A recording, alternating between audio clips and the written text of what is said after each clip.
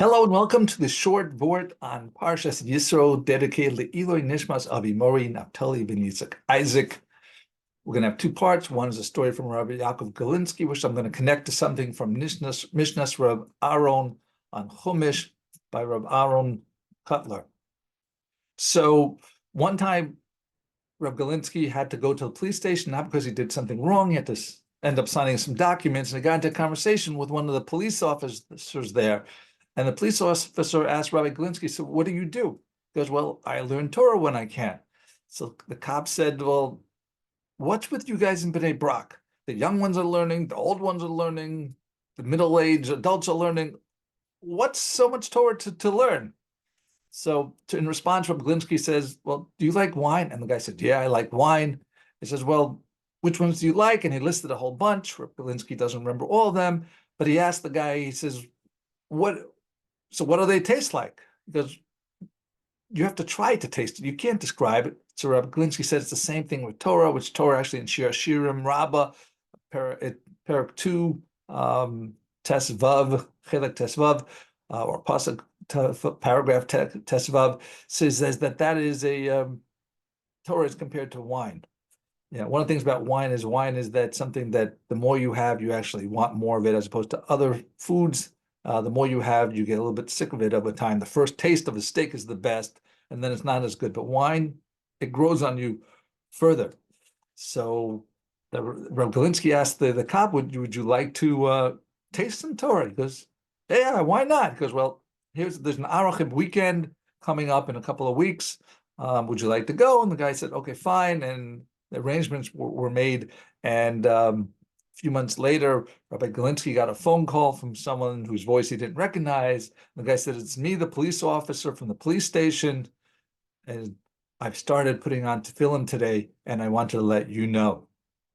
So in Parak Yud Tes pasuk Hey, it says, "Ve'ata im shmo tishmu b'koli." If you'll hearken to my voice, and this is actually the pasuk which, and this is the condition that we became the Am Segula, the treasured nation. And the theme here is learning Torah gets easier and sweeter, not harder. The Torah tells us we have Shema Ma'at Mashmim Harbe. Well, starting things are difficult. Once you start learning, it gets easier. It's kind of like compound interest. It builds on itself. And it says that if you learn a little bit mashmiyan, it makes you hear more, implying, says Rabbi Aharon, that the Torah is not just your effort gets easier, but the Torah is actually the Shemayim, from the Shemayim, from heaven. It's helping you take and get easier to learn the Torah to do Torah and Mitzvos. And not only is it easier, but it's also sweeter and sweeter for you. And one of the things that happens is with learning Torah is you merit to have the Olam Haba, a world where there's no eating, no drinking, there's no competition, no jealousy. It's a spiritual world where the tzaddikim, the righteous, are sitting with crowns on their head. And as it says in Pirkei Avos in the fourth parak, whether it's the counting of Mishnas Yud Zayin or Chabez, there's different versions. But Yafa Sha'ach Shel Koras Ruach Ba'olam Haba Mikol Chayev Ha'olam Hazeh. 1 hour of spiritual bliss is better than all the pleasures in the world. However, there is one catch, and that is, in order to succeed, you have to remove yourself from physicality. And the more you remove yourself from physicality, the more you success in getting the Torah.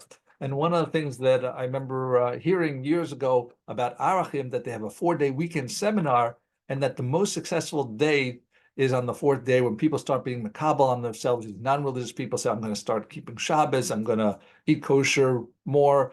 And the one explanation why it happens at that point is because after 4 days of removing the impurity that comes from eating non-kosher and having only kosher meals, that helps you learn better. So that's also keeping away from the chumri, the physicality. The more we can distance ourselves from this world, we should be involved, but the more we can distance ourselves, the better it is for our success. Thank you for listening. Have a wonderful week and a wonderful Shabbos.